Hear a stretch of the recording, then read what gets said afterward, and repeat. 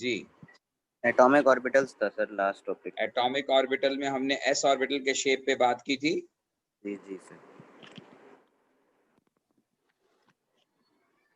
जी बेटा,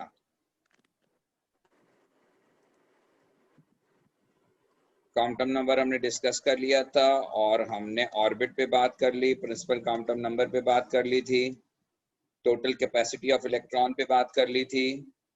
फिर आपको मैंने सब शेल के बारे में बता दिया था। फिर आपको एटॉमिक ऑर्बिटल्स के बारे में बताया, ठीक है। और जस्ट टू रिकॉल कि each subshell further divided into atomic orbital and what is orbital, ये definition आती है पेपर में orbital की कि orbital is a region or space around the nucleus of an atom that can be occupied by one or two electrons. It is a region or space around the nucleus of an atom that can be occupied by one or two electron. मैंने आपको बताया था कि एक orbital की जो capacity होती है वो मैक्सिमम 2 इलेक्ट्रॉन की होती है। तो ऑर्बिटल वो रीजन या स्पेस है around the nucleus of an atom that can be occupied by one और टू इलेक्ट्रॉन, कि जिसके अंदर एक या दो इलेक्ट्रॉन मौजूद हो। फिर मैंने आपको बताया था कि जैसे एस ऑर्बिटल होता है which is spherical in shape, और ये भी आपको मैंने बताया था कि एस ऑर्बिटल जो है वो हर ऑर्बिट के अंदर होता है। एस ऑर्बिटल जो है वो हर ऑर्बिटल के अंदर होता है।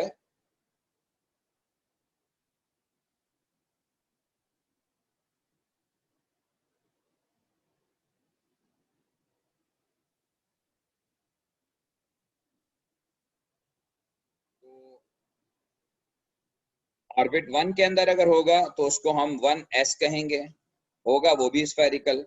ऑर्बिट 2 के अंदर होगा वो भी स्फेरिकल होगा, लेकिन उसको हम ऑर्बिट 2s कहेंगे। तो 2s 3s 4s। लेकिन इन सब में फर्क ये होता है कि ये समझ लें पहले एक छोटी बॉल है, उसके ऊपर एक बड़ी बॉल आ गई, फिर बड़ी बॉल के ऊपर एक और बड़ी बॉल हो गई, उस बड़ी बॉल के ऊपर एक और बड़ी बॉल हो गई। तो the structure of S orbital is just like a ball. अब जो न्यूक्लियस के क्लोजेस्ट है वो 1s है, जो उससे फार है वो 2s है, उससे फार जो है वो 3s है, उससे फार जो है वो 4s है। तो as the distance from nucleus increase होता जाता है तो वो ऑर्बिटल जो है वो साइज में बड़ा होता जाता है, और लेकिन कैपेसिटी जो है वो सेम रहती। अच्छा, मैंने आपको ऑर्बिटल में एक ऑर्बिटल एस बताया था, या सारे बता दिए थे मैंने, मेरे ख्याल में एस पी डी और एफ, हाँ ये सब बता दिए, ठीक है। अब अगला जो ऑर्बिटल है जिस पर हम बात करेंगे वो पी ऑर्बिटल है। अच्छा, पी जो होते हैं ये 3 होते हैं। पी ऑर्बिटल जो है वो 3 होते हैं।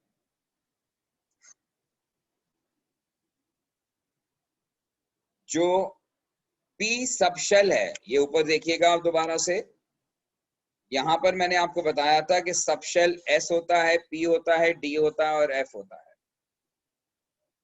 Every shell divided into one और मोर सबशेल्स, ये मैंने सबशेल्स बताए थे। अब जो सबशेल्स हैं उनमें जो पी सबशेल है, पी सबशेल के अंदर 3 ऑर्बिटल होते हैं। एस सबशेल भी है और एस ऑर्बिटल भी है। गौर से सुनिएगा, एस सबशेल भी है और एस ऑर्बिटल भी है, क्योंकि वो स्फेरिकल होता है।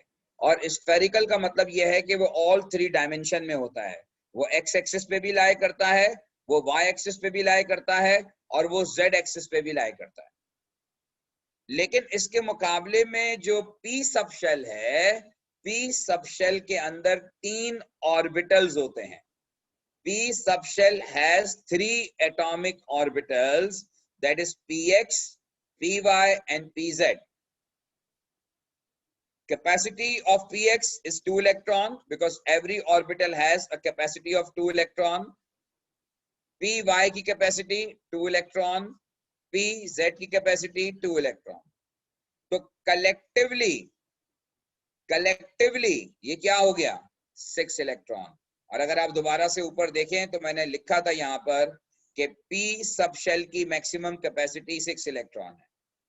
इसकी वजह यह है कि पी सब शेल के अंदर 3 ऑर्बिटल्स होते हैं। Each p sub shell has 3 orbital, px, py and pz। तो px एक ऑर्बिटल है, मैक्सिमम कैपेसिटी 2 इलेक्ट्रॉन, py एक ऑर्बिटल है, मैक्सिमम कैपेसिटी 2 इलेक्ट्रॉन, pz भी एक ऑर्बिटल है, मैक्सिमम कैपेसिटी 2 इलेक्ट्रॉन।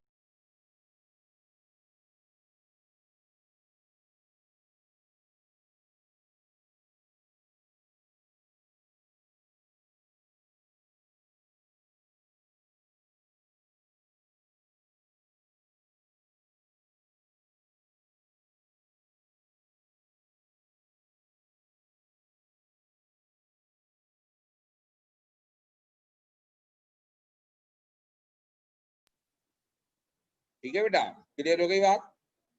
हाँ। तो ये कैपेसिटी हो गई। अब पी ऑर्बिटल के अगर आप शेप की बात करें,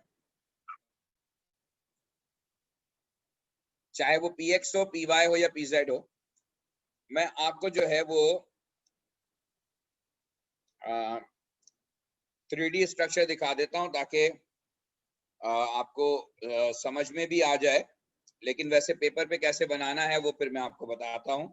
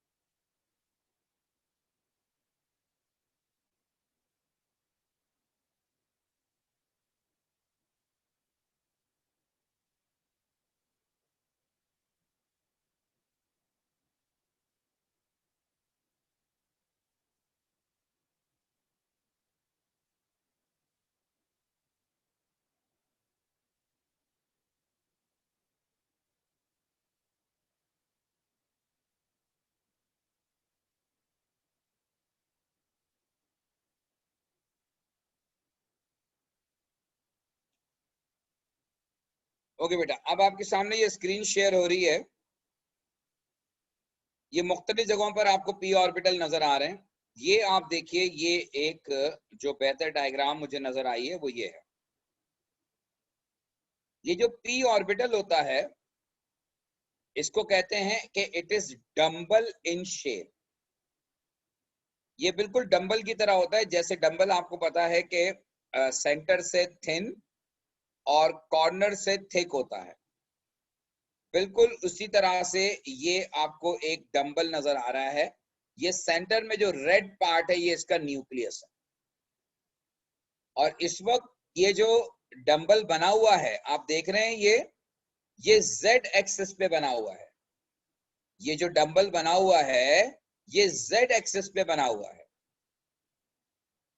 तो px, py और pz तीनों का शेप सेम होता है, तीनों डंबल होते हैं। और इन तीनों डंबल में आप देखें, इनमें फर्क देखें। आप देखें इस डायग्राम में, ये जो डंबल है ये डंबल एक्स एक्सिस पर है, ये डंबल जो है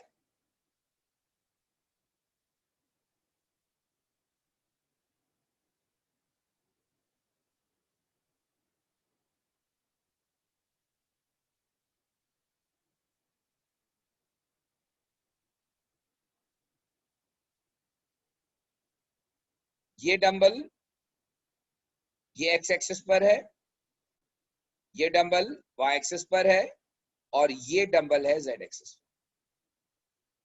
तो px, py एंड pz ये सारे के सारे डम्बल इन शेप होते हैं, बस इनमें फर्क सिर्फ एक्सिस का है। और ये शुरू कहां से होते हैं पी ऑर्बिटल? ये ऑर्बिट नंबर 2 से शुरू होते हैं, क्योंकि ऑर्बिट नंबर 1 के अंदर तो आपको पता है मैक्सिमम कैपेसिटी 2 इलेक्ट्रॉन की होती है, तो वहां पर एक ही सबशेल होता है, वो एस होता है। लेकिन ऑर्बिट नंबर 2 के अंदर दो सबशेल्स होते हैं, एस बी और पी बी। ऑर्बिट नंबर 2 के अंदर दो सबशेल्स होते हैं, एस बी और p b. S spherical in shape होता है, उसको 2s कहते हैं, और ऑर्बिट नंबर 2 के अंदर जो p होता है उसको 2p सबशेल कहते हैं। और अगर मैं ऑर्बिटल की बात करूं तो एक को 2px कहेंगे, एक को 2py कहेंगे, और एक को 2pz कहेंगे। तो 2px, 2py एंड 2pz, ये तीन मुख्तलिफ जो हैं वो ऑर्बिटल्स हैं। होपफुली आपको मेरी बात समझ में आ गई होगी। अब एग्जामिनेशन पॉइंट ऑफ व्यू से, जैसे मैंने कहा कि ये जो ऑर्बिटल्स हैं they are dumbbell in shape. Each p orbital is dumbbell in shape. ये इसका शेप का नाम आपको याद रखना है। और इस डम्बल शेप की दो लूप्स होती हैं। सेंटर में आपने देखा था न्यूक्लियस था। अब अगर मैं यहां पर इसको ड्रॉ करता हूं,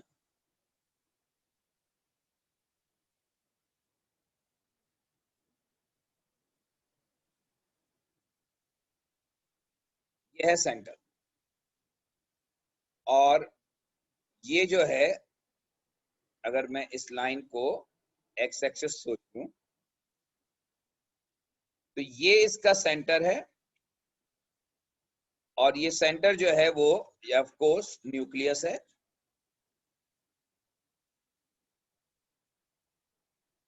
ये ऑफ कोर्स न्यूक्लियस है, और इसमें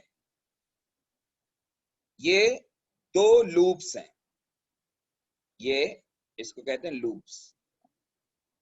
ये दोनों इसकी लूप्स हैं। So it has two loop structure. It has two loop. बेटा स्क्रीन तो शेयर हो रही है, मेरे पास से तो शेयर हो रही है।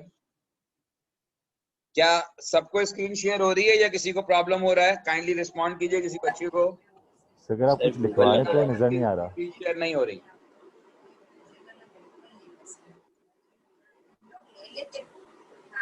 हो रही है?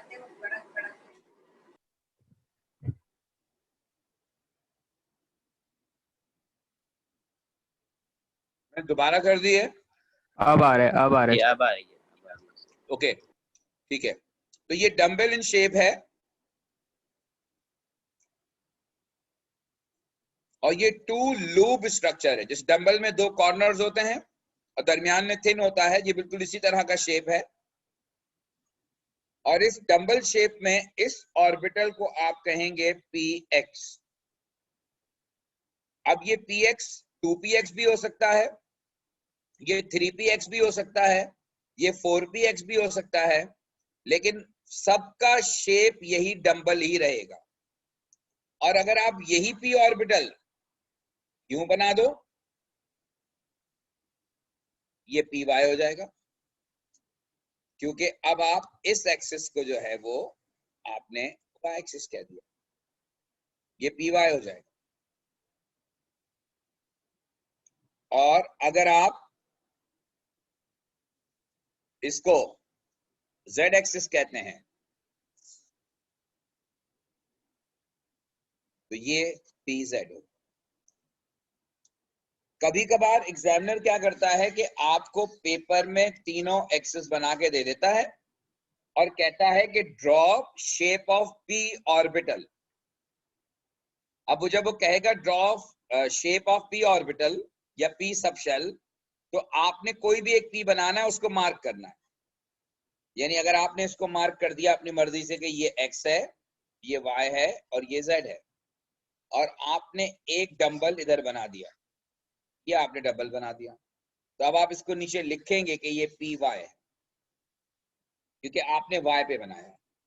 लेकिन मैं आपको पहले भी ये बात बता चुका हूं कि एक्स वाई और जेड का कोई फर्क नहीं होता, क्योंकि एक्स वाई और जेड जो है ये सिर्फ आपकी नजरों का धोखा है। जो आपके लिए एक्स है वो किसी और के लिए वाई और वो किसी तीसरे के लिए जेड हो सकता है। कहने का मकसद ये है कि 3 मुख्तलिफ डायरेक्शंस हैं।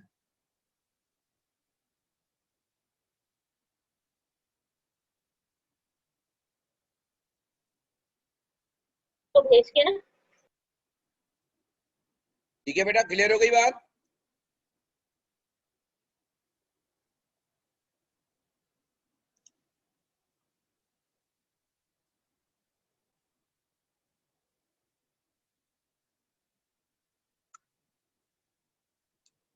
अब नेक्स्ट जो ऑर्बिटल है, सब शेल है डी और एफ, उसमें डी जैसे एस सब शेल भी है और ऑर्बिटल भी है। पी जो है वो सब शेल है लेकिन उसके 3 ऑर्बिटल होते हैं, p x, p y and p z, और हर एक की कैपेसिटी 2 इलेक्ट्रॉन ईच होती है। इस तरह टोटल कैपेसिटी पी की, पी सब शेल की टोटल कैपेसिटी 6 बनती है। जो डी सब शेल होता है ये वैसे तो आप A2 में पढ़ेंगे और इसकी सारी डिटेल भी A2 में पढ़ेंगे, लेकिन मैं यहाँ पर सिर्फ एक बात आपको बताता हूं कि डी सब शेल के अंदर जो है वो 5 ऑर्बिटल होते हैं। जिस तरह पी सब शेल के अंदर 3 ऑर्बिटल होते हैं, इस तरह डी सब शेल के अंदर 5 ऑर्बिटल्स होते हैं, और 5 ऑर्बिटल्स में ईच ऑर्बिटल जो है, each orbital has a capacity of 2 electrons.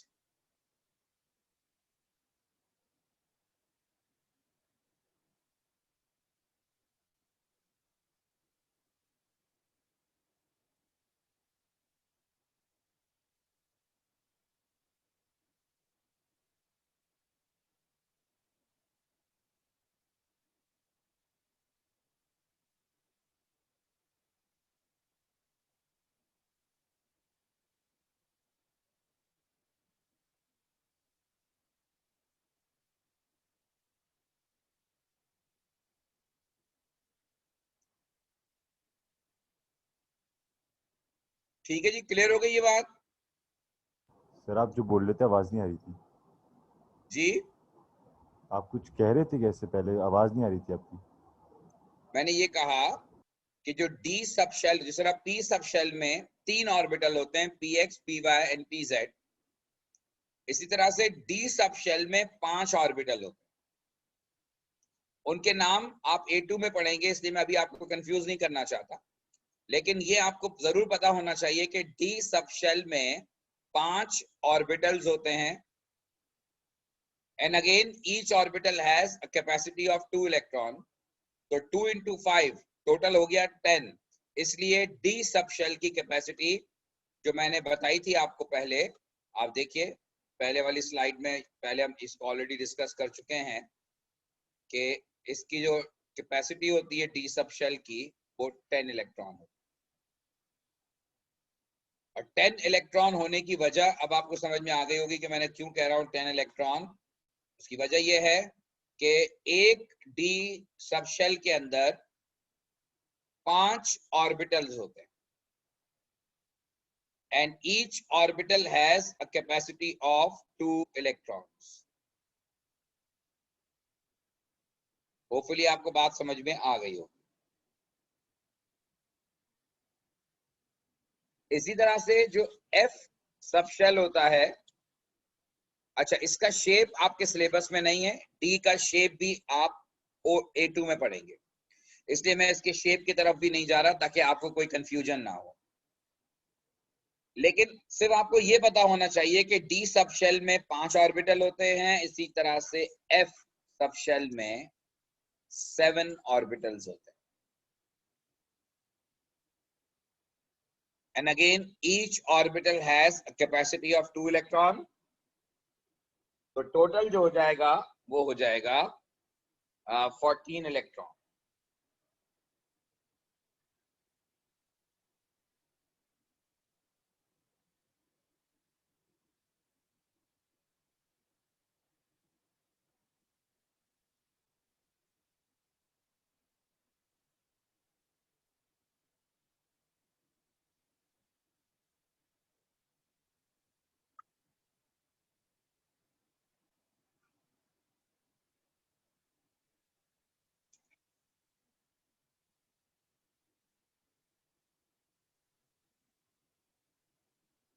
अब हम नेक्स्ट पार्ट पे बात करेंगे, दैट इज इलेक्ट्रॉनिक कॉन्फ़िगरेशन. जो इलेक्ट्रॉनिक कॉन्फ़िगरेशन आप ओ लेवल में करते थे और अब जो आप एएस में करेंगे उसमें बहुत फर्क है. ओ लेवल की इलेक्ट्रॉनिक कॉन्फ़िगरेशन में आप करते थे 2 8 8 2 इस तरह से, लेकिन उस वक्त आपके पास सब शेल का, आपके पास ऑर्बिटल का कोई कॉन्सेप्ट नहीं था. लिहाजा अब जो हम इलेक्ट्रॉनिक कॉन्फ़िगरेशन करेंगे it is little bit different. और डिफरेंस ये है कि अब हम ऑर्बिटल और सबशेल यूज करके इलेक्ट्रॉनिक कॉन्फ़िगरेशन करेंगे. इलेक्ट्रॉनिक कॉन्फ़िगरेशन का मतलब होता है it is simply an arrangement of electrons in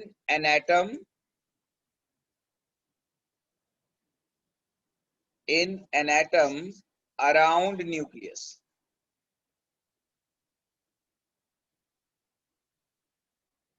electronic configuration का मतलब है arrangement of electrons in an atom around nucleus. Arrangement of electrons in an atom around nucleus जो है इसे हम इलेक्ट्रॉनिक कॉन्फ़िगरेशन कहते हैं.